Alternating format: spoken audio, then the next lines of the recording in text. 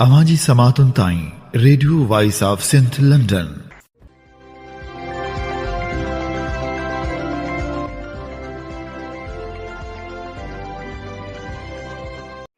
अमीं ॿुधी रहिया आहियो radio voice of Sindh London. अवांजी ख़िदमत में प्रोग्राम पेश कजे थो ख़बरुनि जी दुनिया। 20 सेप्टेम्बर 2025 छंछर जे ॾींहुं प्रोग्राम ख़बरुनि जी दुनिया साण करे आऊं अवांजी ख़िदमत में हाज़िर आहियां पंहिंजो मेज़बान हबीब लगारी। सभ खां पहिरियां पेश करियूं था ख़ासि ख़बरूं। सिंधी पोहरेतनि लाइ रोज़गार जा दरवाज़ा बंदि करण वारियूं साज़िशूं जारी। मलीर जी फैक्ट्री मां 25 सालनि खां कमु कंदड़ पोहरेतनि खे जबरी निकाली, एहतिजाजी मुज़ाहिरो।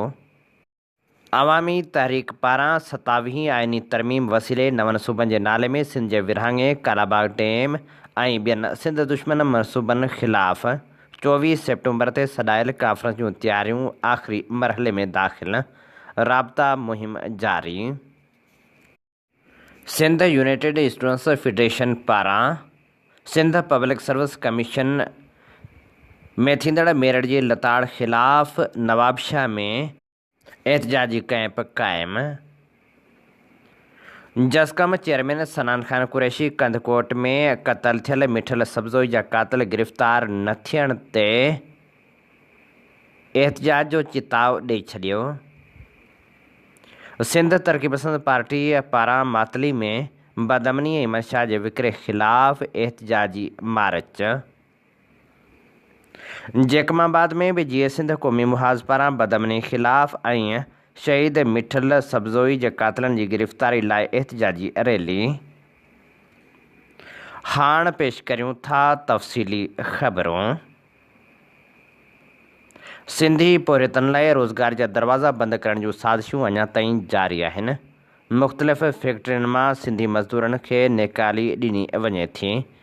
मलीर में धणी परतो मूसाॻोठ भरिसां क़ाइमु ख़ानगी कंपनी 25 सालनि खां कमु कंदड़ पोहरेतनि खे नौकरी में जबरी निकाली ॾेई छॾी आहे, जंहिं ख़िलाफ़ मुतासिर पोहरेतनि एहतिजाजनि बावजूदि इंतिज़ामिया पोहरेतनि खे बहाल करण खां इनकारी आहे। मुतासिर पोहरेतनि सियासी समाजी अॻुवाननि कारकुननि वॾे अघ में गॾु थी अवामी प्रेस क्लब मलीर अॻियां बुख हड़ताली कैंप क़ाइमु करे एहतिजाज कयो ऐं नारेबाज़ी कई। उन मौक़े ते अॻुवाणी कंदड़ औरंगज़ेब जोखियो, जदोजहद कमेटी जे अॻुवान इक़बाल कलमती, फैज़ सिंधी, वहाब गबोल, शिराज सोलंगी, आकाश खट्टी, फिदा जोखियो, साजिद गोरेलो, इम्तियाज़ जोखियो ऐं ॿियनि चयो त असांजे ॻोठनि जे विच में पीके गोश्त कंपनी क़ाइमु आहे, पर फैक्ट्री जो मालिक तारिक महमूद भट्ट ऐं ठेकेदार शाहिद बिहारी मक़ामी माण्हुनि खां नफ़रत कनि था। हुननि फैक्ट्री में कमु कंदड़ 50 खां वधीक मक़ामी पोहरेतनि खे बिना कंहिं सबब जे जबरी तौरु नौकरियुनि मां निकाले ॾेई छॾी आहे, जॾहिं त ॿियनि मक़ामी पोहरेतनि सां कंपनी अंदरि जानवरनि जहिड़ो सलूक कयो पियो वञे। हुननि चयो त जेकॾहिं फैक्ट्री जो मालिक ऐं ज़ालिम ठेकेदार मक़ामी पोहरेतनि खे बहाल न कयो ऐं क़ानून मूजिबि पघारनि में वाध करे ॿियूं सहूलियतूं न ॾिनियूं त मुतासिर पोहरेतनि सां गॾु मलीर जा हज़ारे ॻोठाणा मजबूर थी फैक्ट्री जे मेन गेट अॻियां मरण ताईं बुख हड़ताली कैंप क़ाइमु कंदासीं। मलीर में मेमण इंडस्ट्रियल पार्क में क़ाइमु ख़ानगी कंपनियुनि मां निकिरंदड़ गंदे पाणी ज़हरीले दूंहें सबबि समूरनि ॻोठनि में बेचैनी पखिड़िजी वई आहे। मुख़्तलिफ़ ॻोठनि जे रहवासियुनि एहतिजाजी कठ रज़ाकाबाद में कोठायो, जंहिंमें सैयद खुदारिनो शाह, अशरफ ख़ासकेली, रहीम जोखियो, याकूब ख़ासकेली, करीम बख्श नुहाणी, हाकिम दीन जोखियो, मक़बूल लाशारी, फैज़ मोहम्मद लाशारी, रसूल बशीर नुहाणी, सईद मोहम्मद लाशारी ऐं ॿिया वॾे अंग में शरीक थिया। कठ में मेमण इंडस्ट्री पार्क जे समूरनि फैक्ट्रियुनि समेत भरपासे जे ॿियनि फैक्ट्रियुनि मां निकिरंदड़ ज़हरीले गंदे पाणी ऐं दूंहें सां थींदड़ माहौलियाती गदिलाण इंसानी हयातियुनि जे ख़तरे ते ॻणती ज़ाहिर कई वई। उन मौक़े ते मोज़ज़ीन जे कठ जो चवणु हो त केतिरनि ई सालनि खां ॻोठनि में क़ाइमु कारखाननि मां निकाल थींदड़ गंदे पाणी दूंहें अणगणियूं ज़िंदगियूं ॻड़काए छॾियूं आहिनि। हिन वक़्तु केतिरा ई माण्हू चमड़े, पेट, साह, बुख़ार ऐं ॿियनि बीमारियुनि में मुब्तला थी बिस्तर भेड़ा आहिनि। हुननि आला इख़्तियारनि खां मुतालबो कयो त नोटिस वरितो वञे पाणी ते धाड़े कारपोरेट फार्मिंग करप्शन ॾोहन ऐं मेरठ जी लताड़ ख़िलाफ़ क़ौमी अवामी तहरीक जे सरबराह अयाज़ लतीफ़ पलीजे जी अॻुवाणी में हज़ारे माण्हुनि मटियारी जे मेन गेट खां पैदल मार्च कयो, जेको शहर जो गश्त करे मुख्य चौक ते पहुतो, जिते जश्न लतीफ़ जे उनवान सां जलसो मुनक़िद कयो वियो। मटियारी पहुचण ते वापारियुनि, सियासी समाजी अॻुवाननि, अदबी तनज़ीमनि जे अॻुवान समेत शहरियुनि गुलनि जी वर्खा करे शानदार इस्तक़बाल करे अयाज़ लतीफ़ पलीजे खे अजरकन लुंगियुनि जा तोहफ़ा ॾिना। जलसे खे ख़िताब कंदे क़ौमी अवामी तहरीक जे सरबराह अयाज़ लतीफ़ पलीजे चयो त जेसिताईं पीपल्स पार्टी जी करप्ट सिंध हुकूमत इक़्तिदार ते क़ाबिज़ रहंदी, तेसिताईं सिंध ख़ुशहाल न थी सघंदी। सिंध जा माण्हू पंहिंजो दरिया ऐं ज़मीनूं खपाइण न ॾींदा। सिंधियो दरिया, ज़मीनूं ऐं वसीला हलिया विया त तारीख़ में मुजरम बणिजी वेंदासीं। वफ़ाक़ी हुकूमत होश खां कमु वठे, सिंधी माण्हू खे दीवार सां न लॻाए। वफ़ाक़ी हुकूमत जेकॾहिं सम्झे थी त पीपल्स पार्टी खे करप्शन जी इजाज़त ॾेई उहे सिंधु दरिया, सिंध जो पाणी वसीला खणी वेंदा। हुकुमरान सम्झनि था त सिंधी माण्हू ख़ामोश रहंदा त उहा उन्हनि जी भुल आहे। सिंधी माण्हू ख़ामोश तमाशाई न रहंदा। सिंधी माण्हू पंहिंजे हक़नि ऐं वसीलनि लाइ उथंदा त हुकुमरान जा रस्ता बंदि थी वेंदा। हुन चयो त सिंध पब्लिक सर्विस कमीशन ज़रिए मेरठ खे क़त्ल कयो वियो आहे। नौजवान शदीद अहसास महरूमी जो शिकार आहिनि। पब्लिक सर्विस कमीशन में वेठल करप्ट माफ़िया किरोड़ें रुपया रिश्वत वठी नौकरियूं विकिणी रही आहे। अयाज़ लतीफ़ पलीजे चयो त इक़्तिदार ते करप्ट ऐं अवाम माफ़िया जो कब्ज़ो आहे। हुकुमरान तबिको बादशाही वारी ज़िंदगी गुज़ारे थो। सिंध समेत मुल्क जे समूरनि वसीलनि खे लुटियो वियो, पर मज़दूर, हारी, शागिर्द, उस्ताद ऐं पोहरे तबिको अञा ताईं बुनियादी इंसानी हक़नि खां महरूम आहिनि। अयाज़ लतीफ़ पलीजे ख़िताब कंदे वधीक चयो त सिंध खे हथ वठी तबाह ऐं बर्बाद कयो वियो आहे। पीपल्स पार्टी चाहे हा त 18 सालनि में सिंध मां गुरबत, बुख, बदहाली ऐं बेरोज़गारी ख़तमु थी वञे हा, पर करप्ट वज़ीर तालीम, सिहत, ज़राइत समेत हर खाते खे लुटे ख़रब पती थी विया आहिनि। करप्शन ज़रिए खटियल दौलत ॿाहिरिनि मुल्कनि में मुंतक़िल कई वई आहे। सिंध खे तबाह ऐं बर्बाद कंदड़ पीपल्स पार्टी आहे, जंहिं पंहिंजे मुसलसल 18 सालनि जे इक़्तिदार दौरान सिंध खे तबाही, करप्शन खां सवाइ कुझु बि नाहे ॾिनो। पीपल्स पार्टी सिंधी माण्हुनि खां वोट वठी पोइ उन्हनि खे बेयारो मददगार छॾे ॾींदी आहे। अयाज़ लतीफ़ पलीजे चयो त लतीफ़ जी धरती जो असल हुसन अमन, बराबरी ऐं मुहबत आहे। लतीफ़ अज़ीम मुफ़कर, आशिक़, फ़लासफ़र ऐं शाइर आहे। शाह लतीफ़ कमज़ोर तबिकनि, औरतुनि जो शाइर आहे। लतीफ़ जा हीरो उहे औरतूं आहिनि जिन खे पाण नथा ॾिसूं। लतीफ़ उन्हनि खे शानदार भेटा पेश कई आहे। पाण खे शाह लतीफ़ जे पैगाम ते अमल करणु घुरिजे। सर्वाइकल कैंसर बाबति सोशल मीडिया ते हलंदड़ मुहिम बाबति ॻाल्हाईंदे हुन चयो त सर्वाइकल कैंसर खां बचाव वारी वैक्सीन ज़रूरु लॻारायो। हीअ लखे नियाणियुनि जी ज़िंदगी जो सुवालु आहे। हिन ते सियासत नथी करे सघिजे। सर्वाइकल कैंसर तेज़ी सां फैलिजी रहियो आहे। हुन वधीक चयो त सिंध जे वसीलनि दरिया, समुंड, जबल, ॿेट बचाइण तोड़े कैनालनि, डेमनि जी जदोजहद खे क़ौमी फ़र्ज़ु सम्झूं था। भले फार्मी सोशल मीडिया लीडर पैदा करे उन्हनि जी वाह वाह करियो। असांखे क्रेडिट जी ज़रूरत न आहे। असांजी त ज़िंदगी जदोजहदनि लाइ वक़्फ़ु आहे। पोहरियत मज़ाहिमत तहरीक तल्के हैदराबाद पारां ॻोठ गुलमहमद जखरो चौक खां मेन बाईपास ताईं राहुकी पुलिस जी हद में चोरियुनि, फुरनि, धाड़नि ऐं वधंदड़ बदमनी ख़िलाफ़ एहतिजाजी रैली कढी मुज़ाहिरो कयो। उन मौक़े ते पोहरियत मज़ाहिमत तहरीक जे जनरल सेक्रेटरी कामरेड निसार लगारी, दोस्त अली लगारी, इरफान बलोच, अशरफ मलंग, इम्तियाज़ छलगरी, मीर एजाज़ छलगरी, सलमान जखरो, गुलमहमद जखरो, कुर्बान आलमाणी, नरेश बेरम, जावेद गोपांग, गुलबेग छलगरी ऐं ॿिनि ॻाल्हाईंदे चयो त यूसी नारेजाणी समेत समूरनि इलाइक़नि में बदमनी चोट चढ़ी वई आहे। चोरियूं ऐं फुरूं रोज़ जो मामूल बणियल आहिनि। मंशात जो विकिरो सरियाम जारी आहे, जंहिंजे करे इंसानी हयातियूं दाव ते लॻल आहिनि। अॻुवाणनि मुतालबो कयो त चोरनि ख़िलाफ़ कार्रवाई कई वञे। मंशात फ़रोशनि ख़िलाफ़ बि कार्रवाई कई वञे। ख़राब कारकर्दगी ते SHO राहुकी खे हटाए ॿियो फ़र्ज़ शनास ऑफिसर मुक़ररु कयो वञे। ॿी सूरत में एहतिजाज जो दाइरो वधायो वेंदो। जीअं सिंध तहरीक ज़िले ख़ैरपुर मीरस जी कांग्रेस पार्टी चेयरमैन शबीर अहमद जमाली जी सदारत में थी गुज़री, जंहिंमें मरकज़ी general secretary Rawal Karnani, deputy general secretary Anwar Burdi, press secretary Faisal Wagan ऐं मरकज़ी जेमिस्ट काउंसिल जे मेंबर मंज़ूर अहमद फिलपोटे, अली फिलपोटे शिरकत कई। ज़िले कांग्रेस जे इजलास में जीए सिंध तहरीक ज़िले खैरपुर मीरस जी 5 रुकनी ऑर्गेनाइज़र कमेटी मुक़ररु कई वई, जंहिंमें chief organizer Farhan Solanki, deputy chief organizer Hidayatullah Philpoto, organizer Awais Khan Jamali, organizer Abid Hussain Philpoto, organizer Mohammad Amin Jumani मुक़ररु कया विया। जीए सिंध तहरीक ज़िले खैरपुर मीरस जी ऑर्गेनाइज़िंग बॉडी खे 3 महीननि जे अंदरि ज़िले जी इलेक्शन कराइणी हूंदी। जीए सिंध तहरीक ज़िले खैरपुर मीरस जे कांग्रेस में केतिरा ई कारकुन पिणु शरीक थिया। अवामी तहरीक जे मरकज़ी general secretary advocate Sajid Hussain Maisar, ज़िले सदर इमदाद अली पठान, ज़िले जनरल सेक्रेटरी महबूब रुक राहुजो ऐं ज़िले मीडिया सेक्रेटरी अयाज़ जमाल चांडियो शहदादकोट जे दौरे ते पहुता, जिते सहाफ़ियुनि सां पिणु ॻाल्हि ॿोल कई वई।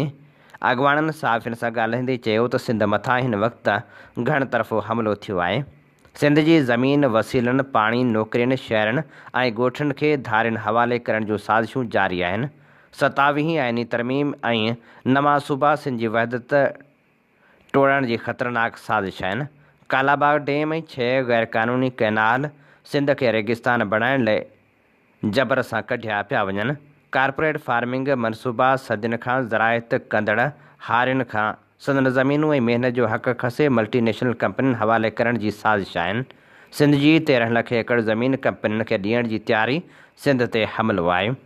सिंध जे थर, काछे, कोहिस्तान ऐं कचे जे ज़मीनुनि में मैदनी वसीलनि ते धारियुनि जे कब्ज़नि ज़रिए सिंध खे मक़बूज़ा बणाइण जी कोशिशि कई पई वञे।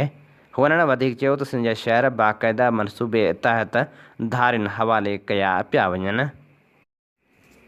27वीं आइनी तरमीम ज़रिए नवनि सूबनि जे नाले में सिंध जे विरहाङे, कालाबाग डैम, नवनि डैमनि ऐं कैनालनि जी तरमीम, पीका एक्ट ऐं ॿियनि कानूननि ख़िलाफ़ 24 सेप्टेम्बर ते हैदराबाद में सॾायल कॉन्फ्रेंस जूं तयारियूं आख़िरी मरहलनि में दाख़िल थी चुकियूं आहिनि। अवामी तहरीक तरफ़ां राब्ता मुहिम ऐं मुख़्तलिफ़ सियासी, समाजी, अदबी शख़्सियतुनि खे दावतूं ॾियण जो सिलसिलो बि जारी आहे। इन सिलसिले में अवामी तहरीक जे मरकज़ी सीनियर नायब सदर नूर अहमद कातियार, मरकज़ी अॻवान लाल जरवार, एडवोकेट इस्माइल ख़ासकेली, डॉक्टर दिलदार लगारी, जाम तमाची, नामियारनि लेखकनि, दानिश्वरनि सां मुलाक़ातूं कयूं ऐं टेलीफोनिक राब्ता कया। जामी चांडियो, फ़हीम नूनारी, हफ़ीज़ कुंभर, इदरीस लगारी, इब्राहिम कुंभर, रहमतुल्ला मांजोठी ऐं ॿियनि खे शिरकत जी दावत ॾिनी वई। जसकम चेयरमैन सनान ख़ान कुरैशी कंधकोट में क़त्ल थियल मिठल सब्ज़ोई जा क़ातिल गिरफ़्तार न करण ठठे ज़िले पुलिस जो जसकम ज़िले अॻवान निज़ाम जोखियो मथां दाख़िल कूड़े केस ते एहतिजाज जो चिताव ॾेई छॾियो आहे। पंहिंजे जारी कयल बयान में जसकम चेयरमैन सनान ख़ान कुरैशी चयो आहे त सरकार सिंध में अमन क़ाइमु नथी करे सघे। सिंध में लाक़ानूनियत वधी वई आहे। पुलिस मुकमिल तौर ते नाकाम थी चुकी आहे। कंधकोट कश्मीर में लाक़ानूनी जो राज आहे। माण्हू अगवा कया वञनि था, लुटिया ऐं फुरिया वञनि था, क़त्ल कया वञनि था, पर पुलिस माण्हुनि सां इंसाफ़ करण लाइ तयारु नाहे। माण्हू अदम तहफ़ुज़ जो शिकार आहिनि। हुन वधीक चयो त जसकम ज़िले कश्मीर ऐं कंधकोट जे सदर वलीनो सब्ज़ोई जे वॾे भाउ शहीद मिठल सब्ज़ोई खे सरेआम क़त्ल कयो वियो। जसकम कारकुननि एहतिजाज करे रोड ते धरना हणी शहीद जे क़त्ल जो केस दाख़िल करायो आहे, पर पुलिस क़ातिलनि जी गिरफ़्तारी लाइ तयारु नाहे। ठटे ज़िले जी पुलिस जसकम जे ज़िले अॻवान निज़ाम जोखियो खे बिना जवाज़ गिरफ़्तार करे धाबी जी थाणे ते कूड़ो केस दाख़िल कयो आहे। हुन चयो त जसकम कश्मीर ऐं कंधकोट जे ज़िले सदर वलीनो सब्ज़ोई जे भाउ मिठल सब्ज़ोई जे समूरनि क़ातिलनि खे गिरफ़्तार कयो वञे। जसकम ठठे जे ज़िले अॻवान निज़ाम जोखियो मथां दाख़िल कूड़ो केस ख़तमु करे खेसि आज़ादु कयो वञे। जेकॾहिं पुलिस निज़ाम जोखियो मथां दाख़िल कूड़ा केस ख़तमु न कया ऐं मिठल सब्ज़ोई जे क़ातिलनि खे गिरफ़्तार न कयो त एहतिजाजी तहरीक जो दाइरो वधायो वेंदो।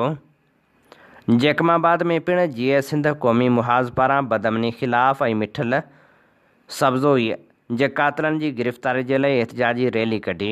रैली शहीद अलाबख्श पार्क खां ज़िले सदर वारिस खान जखराणी, तालके सदर अमीर अली सरकी, प्रेस सेक्रेटरी लाला Ali Raza Sindhi, मालियात secretary Ali Raza Rind, joint secretary Wahab महर जी अॻवानी में निकिती, जेका मुख़्तलिफ़ रोडनि ऐं रस्तनि तां गुज़री DC चौक ते पहुती, जिते एहतिजाजी मुज़ाहिरो कयो वियो। उन मौक़े ते अॻवाननि मुतालबो कयो त फ़ौरी तौर ते मिठल सब्ज़ोई जा क़ातिल गिरफ़्तार कया वञनि। कंडियारे में सिंध सागर पार्टी पारां अज़ीज़ुल्लाह बोहियो स्टडी सर्कल जी टीं वेहक कोठाई वई।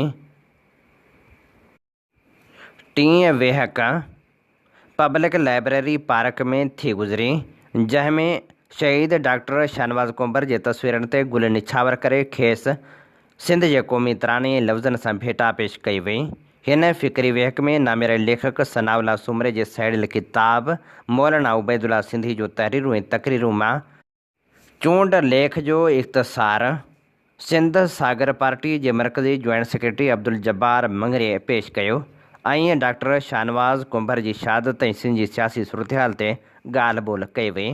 स्टडी सर्कल जी 82 वेहक में शरीक साथियुनि में सिंध सागर लायर्स फोरम जो कन्वीनर एडवोकेट वज़ीर अहमद उॼण, सिंध सागर मरकज़ी इंतज़ामी कमेटी जो मेंबर बिलावल सिंधी, सिंध सागर पार्टी कंडियारो जा अॻवान जवाद तुनियो, शमन लाखो, सिंधियन नेशनल कांग्रेस जो अॻवान अज़ीज़ गांगरो, सिंधी अदबी संगत शाख कंडियारे जो सेक्रेटरी गफ़ार अब्बासी, शागिर्द जदोजहद कमेटी कंडियारे जा अॻवान इलाही बख्श अबड़ो, आमिर सुमरो, वकार मंगरियो, सान्या वंद, परवेज़ अब्बासी, मोहम्मद नवाज़ नागराज ऐं ॿिया शामिल हुआ। मीरपुर ख़ासि पुलिस हथां डॉक्टर शाहनवाज़ कुंबर जे बेरहमाने क़त्ल ते ॻाल्हाईंदे अब्दुल जब्बार मंगरे चयो त मज़हबी इंतहा पसंदी पाकिस्तानी रियासत जे ख़मीर में शामिल आहे, जो मज़हबी क़ौमियत जे बुनियाद ते जोड़ियल हिन गैर फितरी मुल्क जो जनम तारीख़ी हक़ीक़तनि बदिरां मज़हबी फ़सादनि जे कुख मां थियो आहे। रियासत सिंध जी सियासी, ज़मीनी, आबी ऐं मैदनी फुरूट ख़िलाफ़ हलंदड़ क़ौमी जदोजहद जे रस्ते रोक लाइ सरकारी सरपरस्ती हेठि हिक तरफ़ी सिंध में मज़हबी इंतहा पसंदनि खे मुनज़म करे रही आहे, त ॿिए तरफ़ लसानी नफ़रतनि जे बुनियाद ते नवनि सूबनि जा हुल हुलाए रही आहे। असीं डॉक्टर शाहनवाज़ कुंबर जी शहादत खे सिंध जी रवादारी, तारीख़ी रिवायतनि ऐं सिंधी माण्हुनि जे क़ौमी इतिहाद सां गॾोगॾु क़ुरान हकीम जी तालीमात ते पिणु हमिलो सम्झूं था। डॉक्टर शाहनवाज़ खे बिना कंहिं सबूत जे अदालत ताईं पहुचाइण खां पहिरियां ई बेरहमाने नमूने क़त्ल कयो वियो। डॉक्टर शाहनवाज़ जो रत सिंध जे सॼणनि खे एके ऐं रवादारी जी रोशनी ऐं वेरी इंतहा पसंदनि खे कारो दाग़ ॾेई वियो आहे। सिंध जे वतन दोस्त धुरियुनि खे घुरिजे त सिंध में मज़हबी इंतहा पसंदी पखेड़ण ऐं क़ौमी फुरलुट में रियासत जे सहूलियतकार धुरियुनि सां सियासी इतिहाद करण खां पासो करे मुसलकनि ऐं क़बीलनि खां मथां क़ौमी इतिहाद लाइ पंहिंजे हिसे जो किरदारु अदा कनि। उन सां गॾोगॾु क़ौमी कारकुननि ते लाज़िम आहे त पाण खे मज़हबी गिरोहनि ऐं फ़िरक़े वारियत जे बुनियाद ते थींदड़ सरगर्मियुनि खां परे करे बिना मज़हबी फ़र्क़ जे हर माण्हू जो एहतराम कंदड़ ऐं हर ॾोखी साबित कनि, छाकाणि त मज़हबी रवादारी ऐं गॾियल एहतराम सां ई पूरी सिंधी क़ौम खे क़ौमी आज़ादी जे मक़सद ते कठो करे सघिजे थो। कोटड़ीअ जी अस्पताल में सहूलियतनि जी अणहूंद ख़िलाफ़ सिंध तरक़ी पसंद पार्टी पारां हिकु भेरो ॿीहर एहतिजाजी तहरीक शुरू कई वई आहे। काल्ह बि अस्पताल जे मुख्य गेट अॻियां धरणो हंयो वियो, जंहिंजी अॻवानी STP ज़िले जामशोरे जे नायब सदर यूनुस ओठो, सरफराज़ जलबाणी, इरशाद पहवर कई। ख़ालिद मीराणी ऐं ॿिनि जी अॻवानी में सरकारी अस्पतालनि में दवाउनि जी खोट ख़िलाफ़ एहतिजाज कयो वियो। उन मौक़े ते अॻवाननि ख़िताब कंदे चयो त तालका अस्पताल कोटड़ी में कंहिं क़िस्म जी सहूलियत मुयसरु न आहे। मुक़ररु MS करप्शन करे पंहिंजा अकाउंट भरे रहियो आहे। हुननि मुतालबो कयो त फ़ौरी तौरु MS खे हटाए अस्पताल में अवाम लाइ सिहत जूं बुनियादी सहूलियतूं यकीनी बणायूं वञनि। सिंधियन नेशनल कांग्रेस जे मरकज़ी chief organizer advocate Mohab Azad, मरकज़ी deputy chief organizer Sarang Joyo, मरकज़ी ऑर्गेनाइज़र मोहसिन सोलंकी, मरकज़ी ऑर्गेनाइज़र सोणी जोयो, मरकज़ी ऑर्गेनाइज़र एज़ाज़ लगारी ऐं मुकेश कुमार पंहिंजे गॾियल प्रेस बयान में सिंधी क़ौम ख़ासि तौर ते औरतुनि ऐं नियाणियुनि सां लाॻापियल हिकु संगीन मसइले सर्वाइकल कैंसर जहिड़े मुज़ी मर्ज़ खे रोकण लाइ लॻंदड़ इंजेक्शन बाबति कुंद ज़हनियत रखंदड़ माण्हुनि पारां थींदड़ मनफ़ी प्रोपेगेंडा ऐं कूड़नि वीडियोज़ ते ॻणती जो इज़हार कयो आहे। हुननि चयो आहे त हिन वक़्तु आलमी सिहत जे इदारे जे ताउन सां सिंध में हलंदड़ वैक्सीन मुहिम ख़िलाफ़ कुझु नाम निहाद मज़हबी पार्टियुनि गिरोहनि ऐं फ़र्दनि पारां बेबुनियाद कूड़ ऐं ख़ौफ़ ते ॿधल प्रोपेगेंडा हलाई पई वञे। उहे धुरियूं आम सिंधी माण्हुनि ख़ासि करे वालदेन ऐं नियाणियुनि जे ज़हननि में शक ऐं ख़ौफ़ पैदा करे सिहत जी हिकु अहम ऐं हयाती बचाईंदड़ मुहिम खे नाकाम करण जी कोशिशि करे रहियूं आहिनि। ताज़ो JUI पारां कराची में थियल हिकु सियासी जलसे दौरान हिन वैक्सीन खे इस्लाम दुश्मन करार ॾिनो वियो आहे, जेको बयानु न फ़क़्ति बेबुनियाद ऐं जाहिलाणो आहे पर सिहत जे आलमी उसूलनि जे ख़िलाफ़ु आहे। असां उन अमल खे सिंध जे औरतुनि ऐं नियाणियुनि जी ज़िंदगी ऐं संदन मुस्तक़बिल सां सिधी दुश्मनी सम्झूं था। गोलाड़ची लाड़ कैंपस खे यूनिवर्सिटी जो दर्जो ॾियारण लाइ बदीन खे दिलि जी अस्पताल ॾियारण लाइ गोलाड़ची में STP ऐं स्टाफ पारां एहतजाजी मार्च करे प्रेस क्लब अॻियां मुज़ाहिरो कयो वियो। उन मौक़े ते शाहनवाज़ शाल, राजा चांडियो ऐं ॿिनि ख़िताब कंदे चयो त लाड़ कैंपस खे यूनिवर्सिटी जो दर्जो ॾियारण लाइ कोशिशूं कयूं वञनि ऐं दिलि जी अस्पताल लाज़मी तौरु ॾियारी वञे। सिंध तरक़ी पसंद पार्टी पारां मातली में मनशात ऐं बदअमनी ख़िलाफ़ पैदल मार्च करे हैदराबाद बाईपास खां बस स्टॉप ताईं रैली कढी धरणो हंयो वियो। उन मौक़े ते मोहम्मद असलम, गुल मोहम्मद शाह, हनीफ़ जाट, अब्दुल्ला ऐवान ऐं ॿियनि चयो त मनशात विकिरो कंदड़नि ख़िलाफ़ कार्रवाई करे बदअमनी ते ज़ाब्तो आंदो वञे। सिंधी सथ वफ़ाक़ी उर्दू यूनिवर्सिटी अब्दुल हक़ कैंपस पारां शाह अब्दुल लतीफ़ भिटाई जी शाइरी ऐं फ़िक्र ते हिकु इल्मी सेमिनार मुनक़िद कयो वियो। उन मौक़े ते सिंधी सथ जे शागिर्द साथियुनि पारां सिंधियन नेशनल कांग्रेस जे मरकज़ी डिप्टी चीफ ऑर्गेनाइज़र सारंग जोए, सिंधी शोबे जी प्रोफेसर डॉक्टर आबदा गांघरो ऐं सिंधियन नेशनल कांग्रेस कराची डिवीज़न जे डिप्टी चीफ ऑर्गेनाइज़र गनी आजिज़ खे स्पीकर जी हैसियत सां घुरायो वियो, जिते सारंग जोए शाह लतीफ़ जे सियासी, समाजी ऐं इक़्तिसादी हालतुनि सां गॾु लतीफ़ साईं जी शाइरी में हुब्बुल वतनी, मज़ाहिमत, क़ौमी ऐं तबक़ाती सवाल ते ॻाल्हायो, जॾहिं त डॉक्टर आबदा गांघरो सुर सोणी जे पस मंज़र ते ॻाल्हायो ऐं गनी आजिज़ सुर सामूडी ऐं शाह लतीफ़ जी शाइरी में जमालियात ते ॻाल्हायो। उनखां अलावा डॉक्टर असगर दश्ती ऐं सीमा अबड़ो आयल महिमाननि जो आदर भाउ कयो ऐं थोरा मञिया। हिन सेमिनार में शागिर्दनि ऐं उस्तादनि सां गॾु मुख़्तलिफ़ शागिर्द तनज़ीमुनि जे साथियुनि वॾे अंग में शिरकत कई। सांगड़ जो नामियारो शाइर ऐं ॿिनि किताबनि जो ख़ालिक़ नावल नवीस मिठू सांगड़ाई करंघे जी हॾी जे मर्ज़ में मुब्तला थी वियो आहे। डॉक्टरनि पारां माज़ूर थियण जो ख़दशो ज़ाहिर कंदे ऑपरेशन जी तजवीज़ ॾिनी वई आहे, जॾहिं त गुरबत सबबि इलाज कराइण खां क़ासिर आहे। सांगड़ जे सियासी, समाजी ऐं अदबी तनज़ीमनि जे अॻुवाननि पारां मुतालबो कयो वियो आहे त मिठू सांगड़ाई जो इलाज सरकारी ख़र्च ते करायो वञे। सिंधी अदबी शागिर्द सथ यूनिट सिंध यूनिवर्सिटी तरफ़ां फेनिज़म जा हाकारी नाकारी रुख जे मौज़ू सां स्टडी सर्कल थी गुज़रियो। स्टडी सर्कल जी कार्रवाई यूनिट जे ख़ज़ानची हसन अली हलाई। सर्कल में मरकज़ी जनरल सेक्रेटरी अलीम दानिश पंहिंजा ख़्याल वंडींदे चयो त अॼु समाज में फेनिज़म पंहिंजा रुख मटाए वियो आहे। असांखे फेनिज़म जी जदीद तरक़ी पसंद रुझाननि खे इल्म ऐं शऊर सां परोड़ण जी ज़रूरत आहे। सुधरियल समाजनि में नज़रिया पंहिंजनि मक़सदनि में कामयाबु वेंदा आहिनि। असां वटि समाज में काफ़ी बीमारियूं फैलियल आहिनि, उन करे नज़रियुनि जी आड़ में कारोबार पिया हलाया वञनि। लोअर क्लास खे पंहिंजनि मसइलनि खां वांझियल रखियो पियो वञे। मिडल क्लास इस्तेमालु पियो थिए ऐं अपर क्लास वटि अहिड़ो को तस्वुर ई न आहे। उन वटि पंहिंजे घर खां वठी ऑफिसनि ताईं छुड़वागी लॻी पई आहे। जॾहिं त फेमिनिज़म जो मक़सदु फ़र्द जी आज़ादी आहे, उहो मक़सदु हींअर तब्दील थी लिबरल समाज जे बयानीअ मर्द सां नफ़रत जे इज़हार तौरु अॻियां आयो आहे।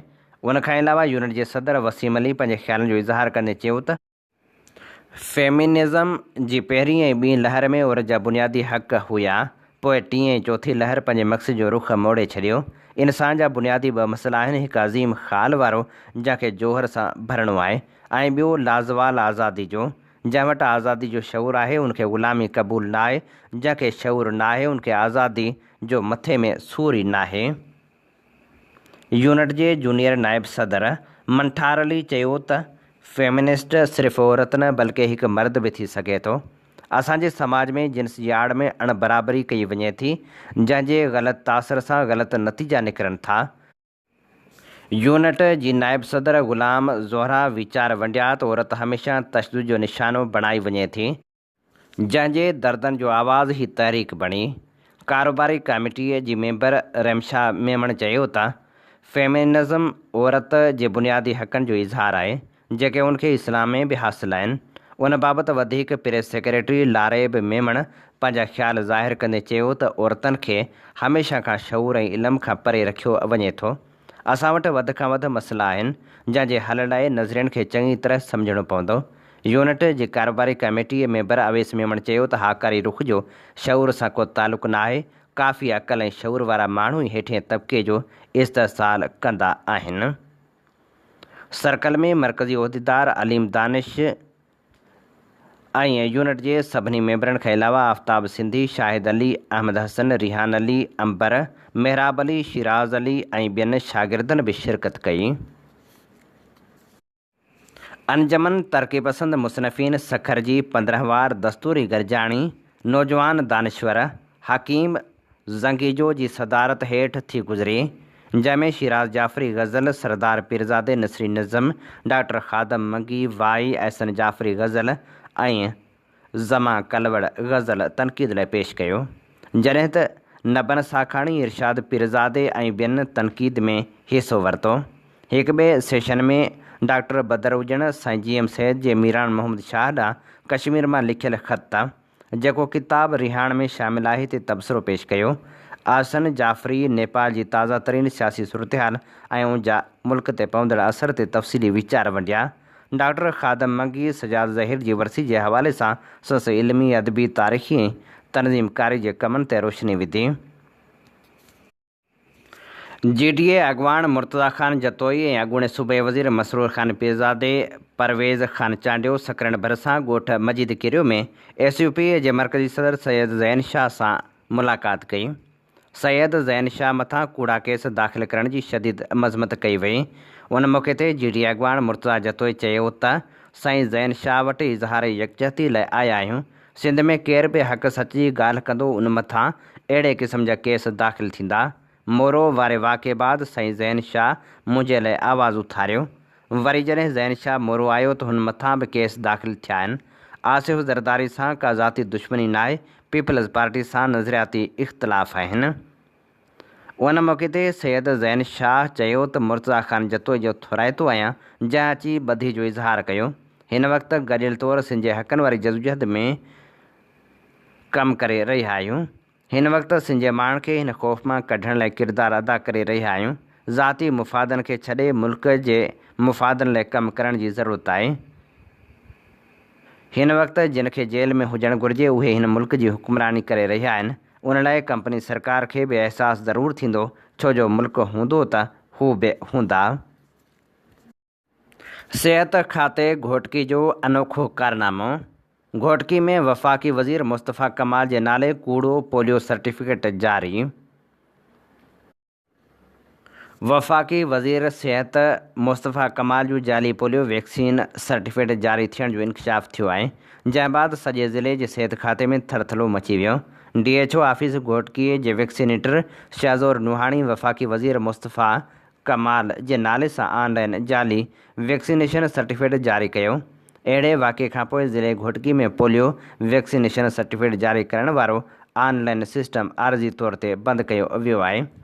DHO घोटकी चयो आहे त वैक्सीनेटर जी लापरवाही सबबु थियो, जंहिं ते सख़्तु नोटिस वठंदे संदसि 2 इंक्रीमेंटूं ख़तमु कयूं वियूं आहिनि।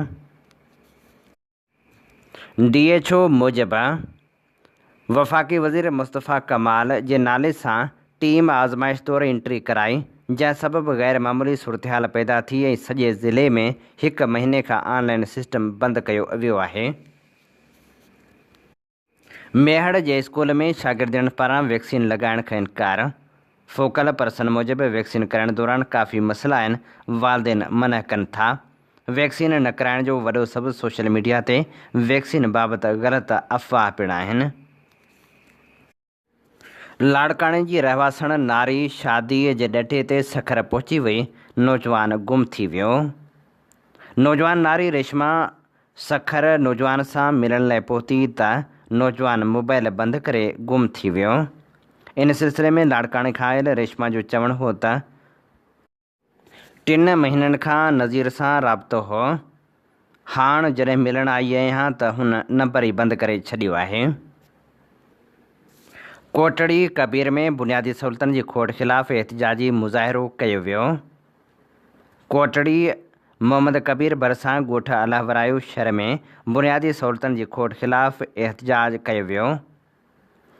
एहतिजाजी मुज़ाहिरे दौरान ॻोठाणनि मंज़ूर अहमद शर ऐं ॿियनि ॿुधायो त ॻोठ 50 घरनि ते मुश्तमिल आहे, पर अॼु ताईं ॻोठ में न बिजली आहे, न रोड, न ई का बि सहूलियत मौजूदु आहे। ॻोठाणनि चयो त बरसाति खे महीनो गुज़री वियो आहे, पर ॻोठ में पाणी अञा ताईं बीठल आहे, जंहिं सबबु असीं मुश्किलातुनि जो शिकार आहियूं। हुननि मुतालबो कयो त बुनियादी सहूलियतूं ॾिनियूं वञनि, उन खां अॻु ॻोठ मां बरसाति जो पाणी निकाल करायो वञे। पीपी शहीद भुट्टो जे कारकुननि पारां मीर मुर्तज़ा भुट्टो क़त्ल केस में इंसाफ़ न मिलण ख़िलाफ़ हैदराबाद प्रेस क्लब साम्हूं हाजी फ्याज़ मेमण, जुमन शेख, सतार भट्टी ऐं ॿिनि जी अॻुवाणी में एहतिजाजी मुज़ाहिरो करे सख़्तु नारेबाज़ी कई वई। उन मौक़े ते अॻुवाणनि चयो त 29 साल गुज़री विया आहिनि, पर शहीद मीर मुर्तज़ा भुट्टो ऐं संदसि साथियुनि जे क़त्ल केस में इंसाफ़ नाहे मिली सघियो। हुननि चयो त मौजूदा हुकूमत शहीद मुर्तज़ा भुट्टो क़त्ल केस में इंसाफ़ ॾियारण में नाकाम थी चुकी आहे। मुल्क में इंसाफ़ नाले का बि शइ न आहे। ग़रीबनि ते ज़ुल्म जारी आहे। मुल्क में बेरोज़गारी सबबु नौजवान ख़ुदकशियूं करे रहिया आहिनि। महांगाई ऐं बेरोज़गारी ॾींहों ॾींहुं वधंदी पई वञे, जंहिंजे करे नौजवान तबिको ख़ुदकशियूं करण ते मजबूर आहे। हुननि मुतालबो कयो त फ़ौरी तौर ते क़ातिलनि खे सख़्तु सज़ा ॾिनी वञे। हीअ असीं अव्हां जी ख़िदमत में पेश करे रहिया हुआसीं ख़बरूं। इन ते ई प्रोग्राम ख़बरुनि जी दुनिया जो वक़्तु पुॼाणी ते पहुचे थो। पंहिंजे मेज़बान हबीब लगारी खे ॾींदा इजाज़त। जॾहिं पेर तेॾहिं ख़ैर। अवां जी समातुनि ताईं radio voice of Sindh London